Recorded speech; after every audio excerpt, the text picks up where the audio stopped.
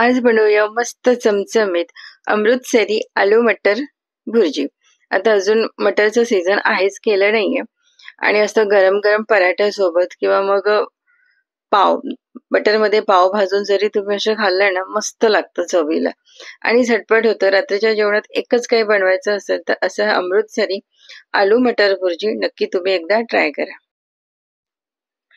तर त्याकरता थोडं तेल घेतलंय आणि त्यात घातलंय थोडं बटर।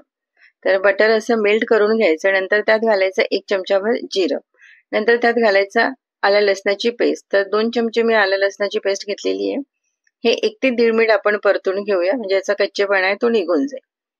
नंतर आपण यात घालायचा कांदा। तर एक मोठा कांदा मी अगदी बारीक कापून घेतलेला आहे। कांदा अगदी बारीक कापायचा आणि कांद्याला मस्त असा रंग येतपर्यंत आपण हे परतून घ्यायचं। नंतर त्यात घालायच्या 2-3 हिरव्या मिरच्या आणि थोडीशी कोथिंबीर। परत आपण हे एखादे मिनिट आपण परतून घेऊया, म्हणजे कांदे सुद्धा आपले त्यासोबत परतल्या जातील।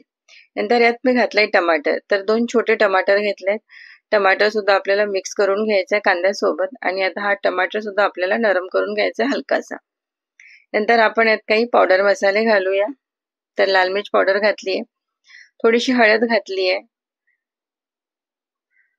जिरं पावडर घातलाय, धने पावडर घातलाय, त्यात थोडा किचन किंग मसाला घातलेला आहे आणि थोडा मी त्यात घातलाय पावभाजी मसाला, थोडासा गरम मसाला घातलेला आहे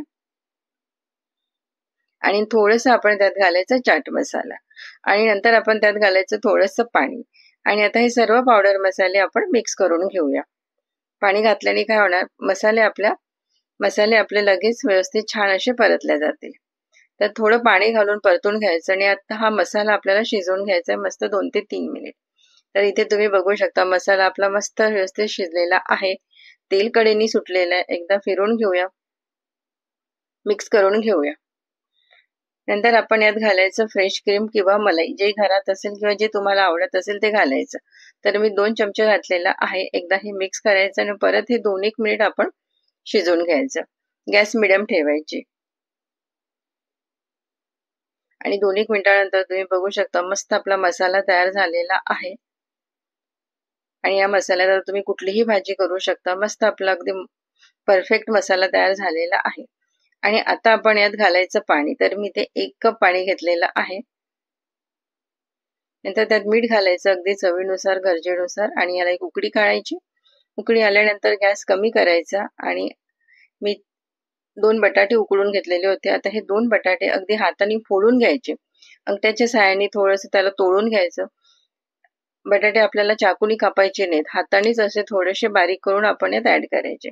तर एकूण 2 मोठे बटाटे मी घेतलेले आहेत। बटाट्याचं प्रमाण तुम्ही कमी जास्त करू शकता। तर दोन्ही बटाटे आपण तोडून यात घालायचे। नंतर मी घेतलाय वाटाणा। तर 1 वाटी वाटाणा घेतलेला आहे, तो थोडा उकळून घेतलेला आहे। तुम्ही फ्रोझन वाटाणा सुद्धा वापरू शकता। तर वाटाणा आणि बटाटा घालून मिक्स करायचं याला आणि यावर झाकण ठेवायचं आणि ही भाजी 3 ते 4 मिनिट आपण शिजवून घेऊया। गॅस अगदी कमी ठेवायचा, कमी गॅसवर शिजवून घ्यायचं। एक छोटा पॅन ठेवलाय गॅसवर, त्यात घातलंय थोडंसं बटर किंवा तेल तूप जेही तुम्हाला आवडत असेल ते।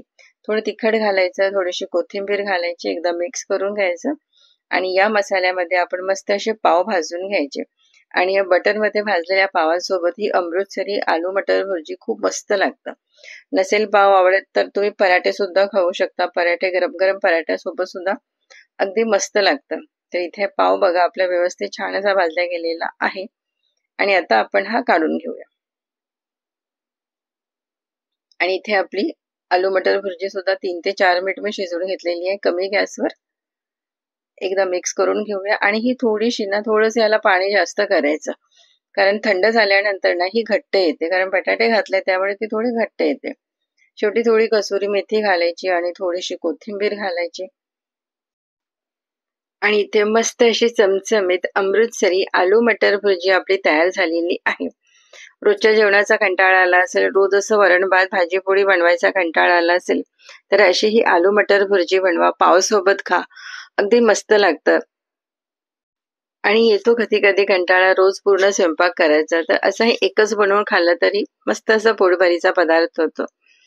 तर तुम्ही सुद्धा ही अमृतसरी आलू मटर भुर्जी नक्की एकदा ट्राय करा आणि तुम्ही माझा व्हिडिओ कुठून बघता हे नक्की मला एकदा कमेंट्स करून सांगा। आणि अशाच नवनवीन आणि चमचमीत रेसिपी करता बघत राहा किरण रेसिपी. धन्यवाद.